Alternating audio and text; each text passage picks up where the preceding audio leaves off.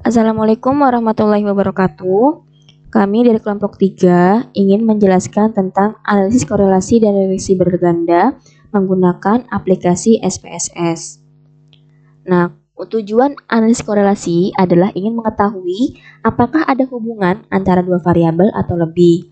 Sedangkan tujuan analisis regresi adalah untuk memprediksi seberapa jauh atau seberapa besar pengaruh yang ada tersebut, atau yang telah dianalisis melalui analisis korelasi.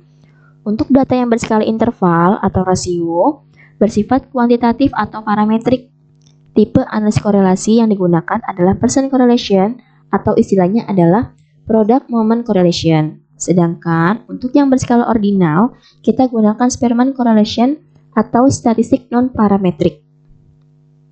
Untuk judul yang kita ambil adalah pengaruh motivasi dan kesiapan belajar siswa terhadap prestasi belajar siswa di SD Nusantara. Untuk variabel bebasnya terdapat 2, yaitu motivasi dan belajar siswa.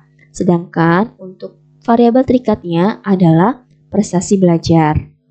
Oke, kita sudah memasukkan data di menu Excel. Itu terdapat 34 data. Di sini tuh sudah terdapat data motivasi belajar, kesiapan belajar, dan prestasi belajar. Kemudian kita buka menu SPSS, kita klik variabel view, kita ketik di sini namanya adalah X1 untuk variabel bebas 1, yaitu motivasi belajar. Sedangkan X2 kita beri nama kesiapan belajar.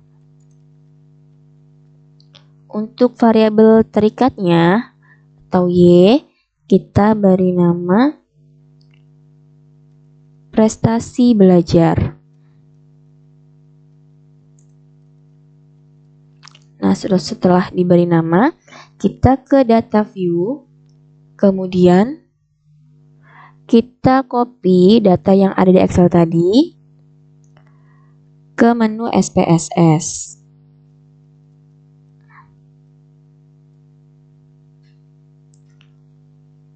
Kita paste di data view. Di sini sudah ada tabel X1, X2, dan Y. Kita paste. Kemudian kita akan mencari tahu korelasi linear terlebih dahulu. Kita klik Analyze, kemudian Correlate. Kita pilih Bifurcate. Kemudian kita pindahkan ketiga variabel ke menu variabel. Kita centang percent, kemudian to tail, dan kita centang juga flag significant correlation. Kemudian oke. Nah, di sini sudah muncul untuk output korelasinya. Ini sudah saya pindahkan ke menu PowerPoint supaya lebih jelas. Nah, ini untuk tabel correlation-nya. Nah, diperoleh koefisien korelasi linear atau R, yaitu motivasi belajar dan prestasi belajar sebesar 0,474 dan nilai signifikansinya sebesar 0,005. Nah, kita akan uji korelasi dulu antara X1 atau motivasi belajar dan Y prestasi belajar. Hipotesisnya, HO tidak ada hubungan antara motivasi belajar dengan prestasi belajar siswa. Untuk HA, ada hubungan antara motivasi belajar dengan prestasi belajar siswa. Untuk dasar pengambilan keputusannya, HO diterima dan HA ditolak jika nilai signifikansi lebih besar dari 0,05. HO ditolak dan HA diterima jika nilai signifikansi kurang dari 0,05.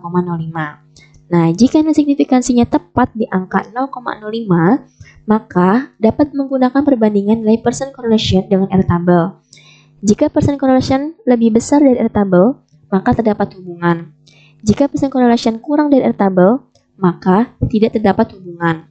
Nah, keputusannya dari tabel korelasi yang diperoleh adalah nilai signifikansi 0,005 untuk motivasi belajar kurang dari 0,05. Maka HA diterima dan HO ditolak karena nilai signifikansi kurang dari 0,05. Kesimpulannya adalah ada hubungan yang signifikan secara parsial antara motivasi belajar dengan prestasi belajar siswa. Dengan nilai R 0,474 dapat menunjukkan bahwa ada hubungan antara motivasi belajar dengan prestasi belajar siswa. Kemudian, kita akan melihat uji korelasi antara X2 dan Y. Untuk X2-nya adalah kesiapan belajar dan Y-nya adalah prestasi belajar. Hipotesisnya, HO tidak ada hubungan antara kesiapan belajar dengan prestasi belajar siswa. HA ada hubungan antara kesiapan belajar dengan prestasi belajar siswa. Untuk dasar pengambilan keputusannya masih sama. HO diterima dan HA ditolak jika nilai signifikansi lebih besar dari 0,05. HO ditolak dan HA diterima jika nilai signifikansi kurang dari 0,05. Nah, keputusannya dari hasil tabel korelasi output SPSS terkait dengan kesiapan belajar diperoleh nilai signifikansinya adalah 0,008, berarti kurang dari 0,05. Maka HA diterima karena nilai signifikansi kurang dari 0,05. Kesimpulannya, ada hubungan yang signifikan secara parsial antara kesiapan belajar dengan prestasi belajar siswa. Dengan nilai R 0,449 dapat menunjukkan bahwa ada hubungan antara kesiapan belajar dengan prestasi belajar siswa. Nah, selanjutnya kita akan menganalisis koefisien korelasi dan determinasi berganda. Nah, koefisien korelasi berganda ini digunakan untuk mencari hubungan antara dua variabel bebas atau lebih yang secara bersama-sama atau simultan dihubungkan dengan variabel terikatnya. Nah, kalau tadi secara korelasi secara linear, jadi masing-masing variabel bebas yang dihubungkan dengan variabel terikat. Nah, koefisien korelasi berganda ini menghubungkan dua variabel bebas itu secara bersama-sama dengan variabel terikatnya. Kemudian untuk determinasi berganda digunakan untuk menentukan dan memprediksi seberapa besar atau penting kontribusi atau pengaruh yang diberikan untuk variabel independen secara bersama-sama terhadap variabel dependen. Kita kembali lagi ke menu SPSS. Nah, kita akan mencari regresi bergandanya, yaitu kita ke menu Analyze, kemudian Regression, kita pilih yang linear. Untuk prestasi belajar, kita masukkan ke Dependent List. Kemudian untuk motivasi belajar dan kesiapan belajar, kita masukkan ke Independent List. Kemudian kita pilih statistik. Kita centang yang estimate, centang juga yang model fit, kemudian centang juga yang R-square change. Kemudian continue, kemudian OK. Nah, di sini sudah muncul data summary-nya, yaitu ada model summary, tabel ANOVA, dan coefficient. Nah, ini sudah saya pindahkan juga ke PowerPoint supaya penjelasannya lebih jelas. Nah, ini untuk model summary. Pada tabel model summary diperoleh koefisien korelasi linear berganda atau R sebesar 0,518. Untuk koefisien determinasi berganda atau R-square sebesar 0,269 atau jika dijadikan persen adalah sebesar 26,9%. Untuk nilai signifikansi F change-nya adalah 0,008. Nah, ini yang akan digunakan untuk uji koefisien korelasi dan determinasi berganda. Uji koefisien korelasi berganda, kita masih melihat di tabel model summary. Untuk hipotesisnya, HO tidak ada hubungan yang signifikan antara motivasi belajar dan kesiapan belajar secara simultan atau bersama-sama dengan prestasi belajar siswa. Untuk HA, ada hubungan yang signifikan antara motivasi belajar dan kesiapan belajar siswa secara simultan atau bersama-sama dengan prestasi belajar siswa. Untuk dasar pengambilan keputusannya, HO diterima dan HA ditolak jika nilai signifikansi F change lebih besar dari 0,05. HO ditolak jika nilai signifikansi F change-nya kurang dari 0,05. Untuk keputusannya, kita lihat karena nilai signifikansi F change-nya 0,008 itu kurang dari 0,05, maka HO ditolak dan HA diterima. Jadi kesimpulannya, terdapat hubungan yang signifikan antara motivasi dan kesiapan belajar siswa secara simultan atau bersama-sama dengan prestasi belajar siswa dengan nilai koefisien korelasi berganda sebesar 0,518. Oke, selanjutnya untuk uji koefisien determinasi berganda.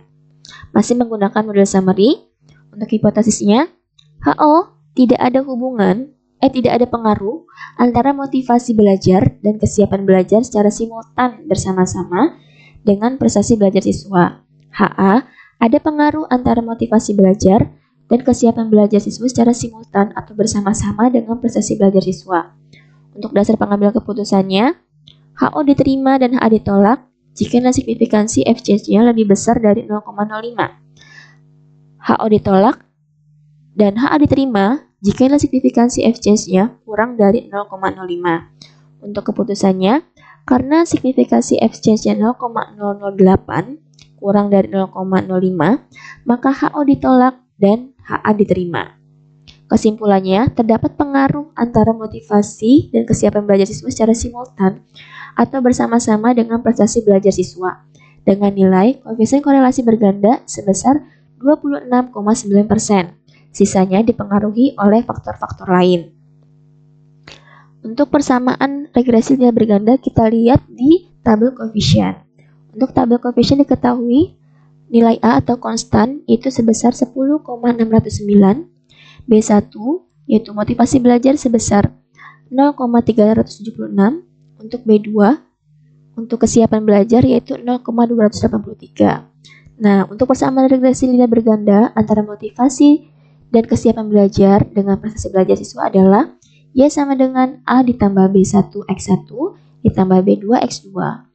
Sehingga diperoleh persamaan regresi linear berganda adalah Y sama dengan 10,609 ditambah 0,376 X1 ditambah 0,283 X2. Nah, berikut adalah analisisnya. Untuk konstanta 10,609 menyatakan jika tidak ada motivasi belajar dan kesiapan belajar, maka prestasi belajar siswa akan sebesar 10,609%.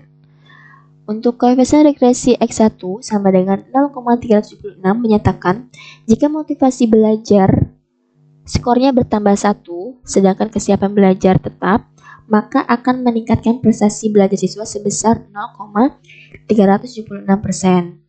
Untuk koefisien regresi X2 0,283 menyatakan jika kesiapan belajar skornya bertambah 1, sedangkan motivasi belajarnya tetap, maka akan meningkatkan prestasi belajar siswa sebesar 0,283%.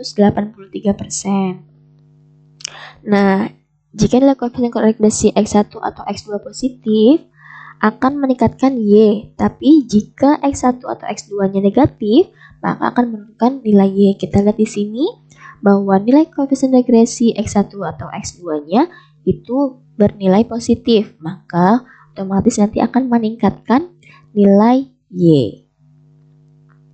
Nah, selanjutnya kita akan melihat tabel ANOVA. Pada tabel ANOVA diperoleh nilai signifikansinya adalah 0,008. Nah, ini akan digunakan untuk uji persamaan regresi linear berganda. Dengan hipotesis HO, persamaan regresi linear berganda yang terbentuk tidak signifikan. HA, persamaan regresi linear berganda yang terbentuk signifikan.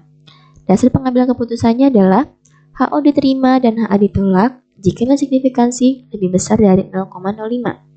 Kemudian HO ditolak dan HA diterima jika nilai signifikansi kurang dari 0,05. Untuk keputusannya, karena nilai signifikansi 0,008 kurang dari 0,05, maka HO ditolak dan HA diterima.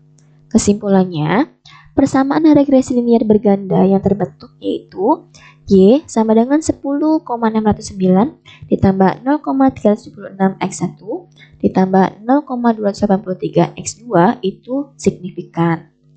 Jadi kesimpulannya, dari uji yang sudah dilakukan secara parsial, maka diperoleh hasil didapatkan hubungan yang signifikan antara motivasi belajar dengan prestasi belajar siswa dan antara kesiapan belajar siswa dengan prestasi belajar siswa.